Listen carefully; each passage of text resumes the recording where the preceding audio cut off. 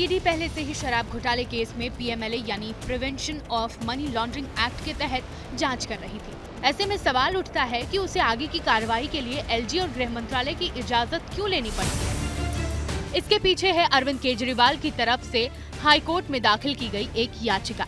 जिस समय अरविंद केजरीवाल पर शराब घोटाला मामले में आरोप लगे थे, उस समय वो दिल्ली के मुख्यमंत्री यानी एक पब्लिक सर्वेंट के तौर पर जिम्मेदारी संभाल रहे थे। इसी को आधार बनाते हुए केजरीवाल ने कोर्ट में दलील रखी कि सक्षम अथॉरिटी की इजाजत के बगैर किसी पब्लिक सर्वेंट के खिलाफ पीएमएलए के तहत मुकदमा नहीं चलाया जा सकता है। केजरीवाल ने कोर्ट को बताया कि उनके खिलाफ चार्जशीट दाखिल करते समय ईडी ने सक्षम अथॉरिटी यानी एलजी से मंजूरी नहीं ली थी, इसलिए उनके खिलाफ पीएमएलए के मामले को रद्द किया जाए। केजरीवाल ने नवंबर 2024 के सुप्रीम कोर्ट के फैसले का हवाला दिया, जिसमें कहा गया था कि पीएमएलए के तहत किसी पब्लिक सर्वेंट के खिलाफ केस चलाने के लिए सरकार की अनुमति जरूरी है। नवंबर 2024 में इसी के आधार पर सुप्रीम कोर्ट से केजरीवाल को जमानत मिली थी।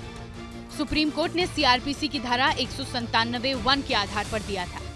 नए आपराधिक कानून में यही प्रावधान बीएनएस की धारा 218 के तहत जाना जाता है। इस धारा के मुताबिक किसी भी पब्लिक सर्वेंट पर मुकदमा चलाने के लिए सक्षम अथॉरिटी की इजाजत जरूरी है। यहाँ दो बातें ध्यान में रखनी है।